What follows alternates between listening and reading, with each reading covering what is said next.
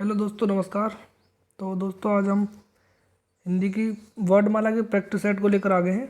तो कल हमने थ्योरी क्लास ली थी, आज हम प्रैक्टिस सेट को लेकर आ रहे हैं। तो देखिए, ये किस किस एग्ज़ाम में लाभदायक है। देखिए, जिससे किसी भी एग्ज़ाम में हिंदी आती है, जैसे यूपी पुलिस हो गया, एसआई हो गया, TET, C TET, D triple S B, UPPSC, तो सभी के लिए हेल्पफुल है। तो चलिए हम शुरू करते हैं इसको। देखो, सबसे पहला क्वेश्चन है, निम्न में से कौन सा वर्ण अघोष है। तो अघोष कौन सा होता है? जहाँ गूंद पैदा पैदा होती है। ठीक है, अघोष है जहाँ गूंद पैदा नहीं होती है। ठीक है, तो पहला जो वर्ग होते हैं हमारे, जिसमें पहला और दूसरा होता है अघोष, तीसरा चौथा पांचवा ये होता है सघोष। तो इसमें हमारा कौन सा है? च। ठीक है, इसमें कौन सा आएगा? च वर्ग हमारा घोष है। ठीक है, नेक्स्ट देखते हैं। आयोगवाह कहा जाता है। किसको आयोगवाह कहते हैं? देखो, थ्योरी क्लास देखिएगा आप, एकदम बेहतरीन तरीके से बताया गया उसमें सब कुछ बहुत डिटेल में। तो आयोगवाह बोलते हैं हम विसर्ग को। ठीक है, आयोगवाह बोलते हैं विसर्ग को। ठीक है, नेक्स्ट देखते हैं। जिन ध्वनियों की गणना न स्वर में की जाती है और न व्यंजन में, तो ऐसी ध्वनियों को क्या कहते हैं? ऐसी ध्वनियों को कहते हैं आयोगवाह। ऐसी ध्वनियों को आयोगवाह कहते हैं। ठीक है, ऐसी कौन सी दो मात्रा हैं जिनका प्रयोग किया जाता है लेकिन समावेश नहीं किया जाता? देखो, उनको हिंदी में प्रयोग तो करते हैं लेकिन उसको न स्वर बोला जाता है न व्यंजन बोला जाता है, उनको अलग ही रखा गया है। तो ऐसे दो हैं, अंग और ये ये अभी हमने बताए थे अनुसार, वही है। आप वीडियो को देखिए, मैं लिंक इसकी डिस्क्रिप्शन में दे दूंगा, जो थ्योरी की वीडियो है। निम्न में से कौन सा वर्ण सघोष महाप्राण है? इसमें पूछ रहा है, सघोष भी है वो और महाप्राण भी है। तो सघोष और महाप्राण कौन से हैं? देखिए, सघोष किसे कहते हैं? जहाँ गूंज या कंपन होता हो। और महाप्राण किसे कहते हैं? वर्ग का दूसरा और चौथा वर्ण हो, जिसमें वायु ज़्यादा निकले, वो महाप्राण। तो इसमें दूसरा हमारा एक ही है, इसमें झ, यही बस एक है महाप्राण। और सघोष भी है, क्योंकि सघोष कौन से होते हैं? पहला और दूसरा कौन सा होता है? अघोष। तीसरा चौथा पांचवा ये होते हैं हमारे सघोष। नेक्स्ट देखते हैं। निम्न में से कौन सी व्यंजन ध्वनियाँ स्पर्श संघर्षी कहलाती हैं? देखिए, स्पर्श संघर्षी किसे कहते हैं? केवल एक ही पूरा वर्ग है जिसे स्पर्श संघर्षी बोलते हैं, वो है हमारा च छ ज झ। ये हमारा स्पर्श संघर्षी बोले जाते हैं इनको। नेक्स्ट देखते हैं सातवां। कामता प्रसाद गुरु ने बाह्य प्रयत्न के अनुसार व्यंजनों के कितने भेद बताए हैं? तो कामता प्रसाद गुरु जी ने बाह्य प्रयत्न के अनुसार दो बताए हैं। कौन से? एक बताया है प्राणत्व के आधार पर, और एक बताया घोषत्व के आधार पर। घोषत्व के आधार पर। तो कितने हो गए आपके? दो। ठीक है, नेक्स्ट देखते हैं। हिंदी की स्पर्श, सघोष, महाप्राण और ओष्ठ ध्वनि कौन सी है? इनमें से देखनी है। देखो, स्पर्श भी हो और सघोष या घोष भी हो और महाप्राण भी हो, और वो ओष्ठ से भी बोले जाते हो। तो यहाँ पे सबसे पहले तो स्पर्श। स्पर्श में देखो, ये हमारे दो, तो यहाँ पे भी कन्फ्यूजन है। घोष, घोष कौन से होते हैं? जिसमें गूंज पैदा हो, और वर्ग का तीसरा चौथा पांचवा। तो इनमें एक ही लग रहा है। और ओष्ठ से हमारा पावर्ग बोला जाता है। तो पावर्ग का कौन सा वर्ड है? एक ही है, भ। ये हमारा राइट आंसर है। आगे देखते हैं। प्रसन्नता शब्द में कौन सी ध्वनि है? प्रसन्नता, प्रसन्नता में देखिए दो ना आ रहे हैं, एक ना ये आ गया और एक ना ये आ गया, एक आधा एक पूरा। ठीक है, तो इनमें क्या बोलते हैं, द्वैत ध्वनि, जो डबल आता है उसमें, इसको युग्मक बोल देते हैं, युग्मक ध्वनि। ठीक है, नेक्स्ट देखते हैं। हमारा 10वां सवाल है, ये है ड ड, ये जो ध्वनियाँ दिखाई दे रही हैं, ये इनके लिए कौन सा कथन सत्य है? ये तालव्य ध्वनियाँ हैं, ये मूर्धन्य उच्छिप्त ध्वनियाँ हैं, इनका प्रयोग शब्द के आरंभ, मध्य तथा अंत में किया जाता है, या ये दोनों महाप्राण हैं? तो ये हमारी मूर्धन्य उच्छिप्त ध्वनियाँ हैं। हमने थ्योरी की क्लास में बहुत अच्छे से बताया है, ये मूर्धन्य उच्छिप्त ध्वनियाँ हैं, ये उच्छिप्त ध्वनियाँ कहलाती हैं। इन्हें देखते हैं।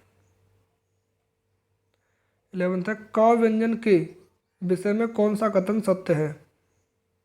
का के लिए कौन सा सत्य है? यह अल्पप्राण है, घोष है, स्पर्शी है, कंठ ध्वनियाँ है। महाप्राण है, घोष है, स्पर्शी है, कंठ है, अल्पप्राण है, महाप्राण है। देखिए सबसे पहले तो ये कंठ से बोला जाता है, तो कंठ 3 में है, तो इससे हम नहीं लगा सकते। दूसरा क्या है, अल्पप्राण, अल्पप्राण और महाप्राण। अल्पप्राण कौन से होते हैं? पहला, तीसरा और पांचवा। तो पहला है ये अल्पप्राण हो गया ये, और कंठ भी है, तो हमारा आंसर कौन सा हो गया? पहला वाला, ये हो गया अल्पप्राण अघोष। अगर आपको इसकी डिटेल चाहिए तो बहुत अच्छे से वीडियो बनाई है हमने, डिस्क्रिप्शन में इसका लिंक है, इसको देखिएगा। अनुनासिक व्यंजन कौन से होते हैं? अनुनासिक जो नाक से बोले जाते हों, वो हमारा वर्ग का पंचमा अक्षर होता है सबका। जो हमारे वर्ग होते हैं 5 वर्ग, उसके लास्ट वाला जो पांचवा अक्षर है, वो हमारा अनुनासिक बोला जाता है, जिसके नाक से वायु निकलती हो। ठीक है, 12 देखते हैं। जीवा के आधार पर स्वर कितने प्रकार के होते हैं? यानी जीव के आधार पर स्वर कितने प्रकार के होते हैं? स्वर होते हैं 3 प्रकार के। कौन से? एक अग्रस्वर, एक मध्य स्वर और एक पश्च स्वर। 3 हो गए, तो इसका राइट आंसर आ जाएगा बी, 3। ठीक है, नेक्स्ट देखते हैं। 14, हिंदी शब्दकोश में छ का क्रम किस वर्ण के बाद आता है? तो मैंने उसमें जो हमारी डिटेल क्लास है उसमें हमने बताया है पूरे कैसे कैसे वर्णमाला अच्छे सही रूप में लिखी जाती है। तो इसका हमारा राइट आंसर क है, या ये बनता है क प्लस स से मिलके छ बनता है, तो का के बाद आता है इसका क्रम। ठीक है, नेक्स्ट देखते हैं। निम्न में पार्श्व ध्वनियाँ है, निम्न में से पार्श्व ध्वनियाँ हैं जहाँ हवा साइड से निकल जाती हो, उसे हम पार्श्व ध्वनियाँ कहते हैं। आप ला को बोल के देखिए, आपकी हवा साइड से निकल जाएगी, तो इसका राइट आंसर ला हो गया। 16 है, दंतोष्ट ध्वनियाँ है। देखो दंतोष्ट ध्वनि पूछ रहा है, मतलब कि इसमें स्वर तो है नहीं कोई, तो व्यंजन हमारा एक ही है दंतोष्ट, वो है व, यही केवल दंतोष्ट व्यंजन है हमारा। नहीं देखते हैं। 17, जब एक ही ध्वनि का द्वत्व हो जाए तब वह क्या कहलाती है? तो ये क्वेश्चन पहले भी आया था, हमने समझाया था। द्वैत्व माने युग्मक, यानी 2 आ जाएं, जैसे कि दिल्ली है, दिल्ली में ला 2 आ गए, बच्चा है, इसमें 2 आ गए, तो जिसमें 2 आते हैं वो द्वैत हो जाते हैं, और द्वैत्व को ही हम युग्मज बोल देते हैं। ठीक है, नेक्स्ट देखते हैं। सभी स्पर्शी व्यंजन कौन से समूह में आते हैं? कौन से समूह में है? तो स्पर्शी देखिए हमारे 25 होते हैं स्पर्शी। तो हा आ गया इसमें, ये भी नहीं हो सकता। इसमें हमारा देखो कौन सा उत्तर आएगा, इसमें ये आएगा सी। क्योंकि देखो ये आ गया वो हमारा अंतस्थ व्यंजन है, इसमें हा आ गया ये संघर्षी है, इसमें हा आ गया ये भी संघर्षी व्यंजन है। तो केवल यही एक वर्ग समूह है जिसमें सारे स्पर्श व्यंजन है। और डिटेल में देखिएगा, वीडियो है। अंतस्थ और ऊष्म वर्ण कितने होते हैं? तो देखिए अंतस्थ होते हैं हमारे य र ल व, तो ये होते हैं 4, य र ल व। और ऊष्म ये भी होते हैं 4, तो 4 + 4 कितने हो गए? 8। तो हमारा उत्तर आ गया 8। ठीक है, हमारा उत्तर 8 बी हो गया। काकल्य वर्ण कौन सा है? काकल्य वर्ण एक ही है,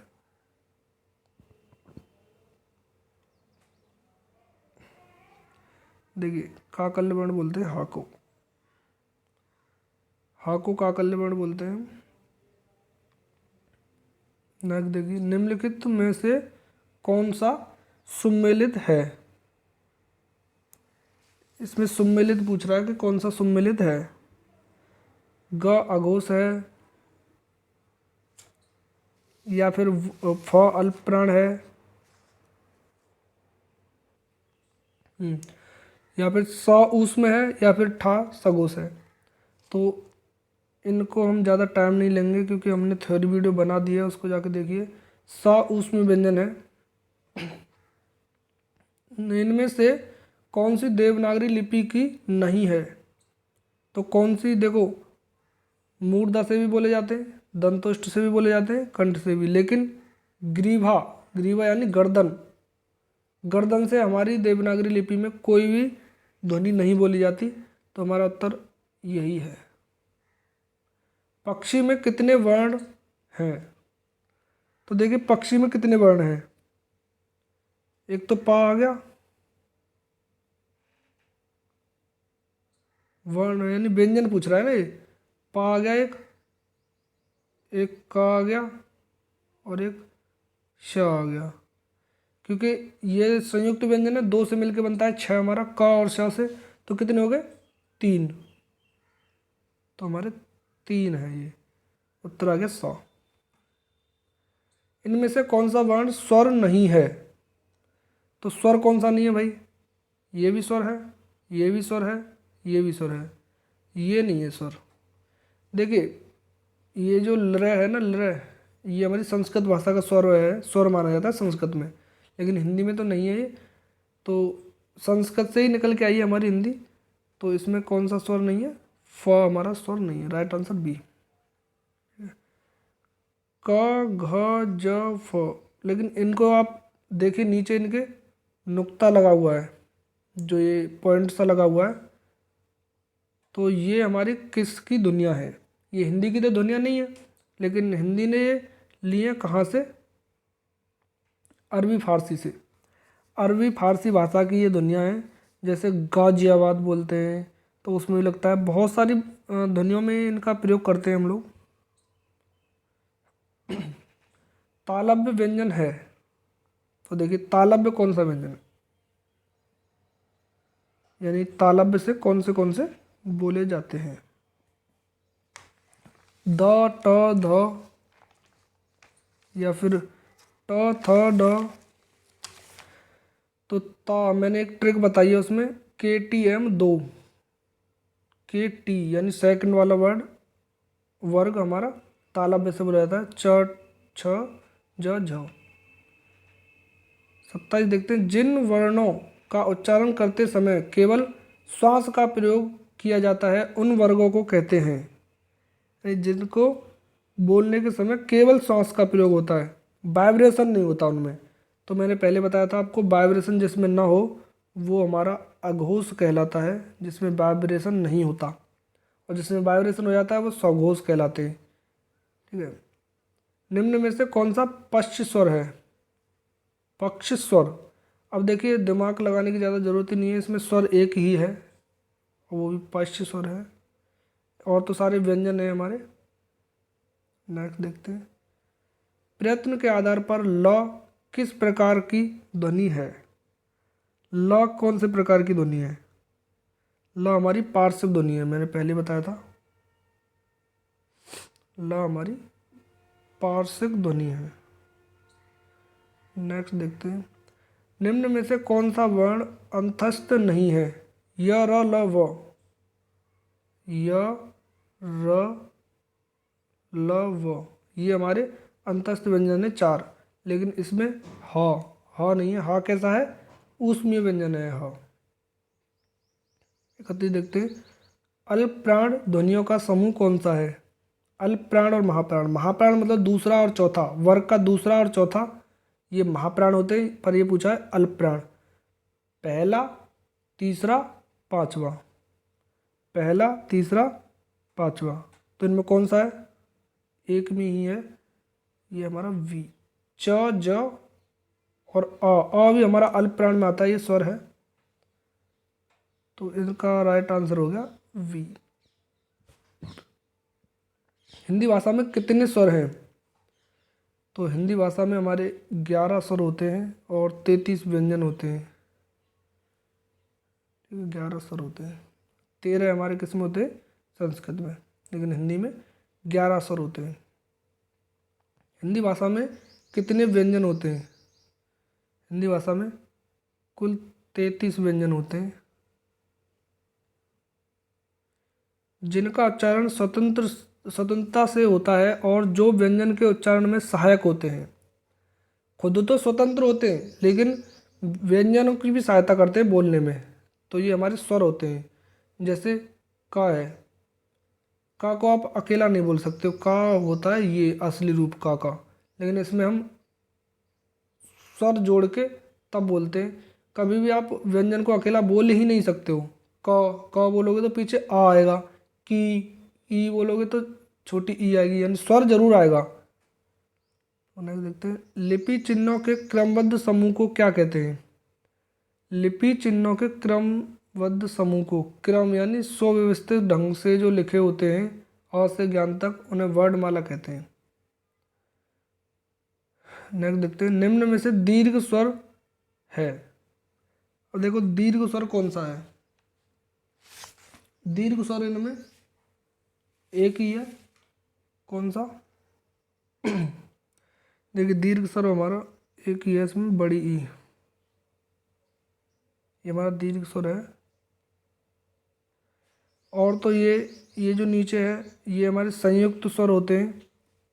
ये छोटी ई प्लस आ से मिलकर बनता है ए, तो ये हमारे संयुक्त स्वर हो गए। और छोटी ए और आ से बनता है बड़ी ए, ये हमारे संयुक्त हो गए। और दीर्घ स्वर इनमें एक ही है। दीर्घ स्वर का मतलब होता है कि जो एक ही जाति से बने हों, यानी अलग अलग जाति के ना हो, विजातीय ना हो। तो छोटी ई प्लस छोटी ई, दोनों एक ही जाति के, तो इनसे बना दिया है बड़ी ई। ठीक है, तो ये दीर्घ स्वर कहलाते हैं। नेक्स्ट देखते हैं, निम्न में से कौन सा मूल स्वर नहीं है? अब देखिए मूल स्वर कौन सा नहीं है इसमें से? मूल किन्हें कहते हैं? मूल कहते हैं एक एक ही जाति के हों। जैसे कि आ है हमारा, आ किस किस से मिलता है? अ प्लस आ से, तो एक ही जाति का हो गया। ई है, ई छोटी ई और छोटी ई से मिलेगा। ऊ है, छोटा ऊ प्लस छोटा ऊ, इससे मिलके बनेगा। लेकिन जो छोटा ओ है, ये किस किस से मिलेगा? ये ऊ से प्लस आ से, तो ये विजाती हो गया। ये मूल दीर्घ स्वर नहीं हुआ, तो हमारा आंसर कौन सा हो गया? छोटा ओ। ठीक है, नेक्स्ट देखते हैं, निम्न में से कौन सही है? देखो ये बहुत बार क्वेश्चन आता है और इनमें बहुत कन्फ्यूजन रहता है कि कौन सा है कौन सा नहीं। तो का के नीचे हलंत जरूर देखना है और सा देखना है, ये हमारा सही रूप होता है इसका। छः जो बनती है छः, तो इसका आंसर डी हो गया। डी इसका राइट आंसर है। मात्रा स्वर को क्या कहते हैं? देखो ये डाइट जो प्राचार्य की परीक्षा होती है उसमें बहुत बड़े एग्जाम में आया हुआ है ये क्वेश्चन। समरूप यानी ग्राफीम इसको बोलते हैं मात्रा स्वर। ठीक है, मात्रा स्वर इसे कहते हैं। नेक्स्ट देखते हैं। देखो यहाँ पे हमारा ख़त्म हो गया। तो इसकी जो फुल आपको डिटेल थ्योरी वीडियो चाहिए तो इसमें डिस्क्रिप्शन में मैंने डाल दिया है इसका लिंक। तो वीडियो कैसा लगा और कितने आए आपके मार्क्स 39 में से, तो हमें कमेंट करिएगा और हमारे चैनल को सब्सक्राइब कर दिएगा और शेयर करिए। यूपी पुलिस वगैरह के लिए सबसे बेस्ट है ये। हम एक चैप्टर पहले डिस्कशन लाया करेंगे थ्योरी में, फिर उसके बाद हम मॉक टेस्ट लिया करेंगे इसका। तो थैंक यू, धन्यवाद। कैसा लगा ज़रूर बताइएगा।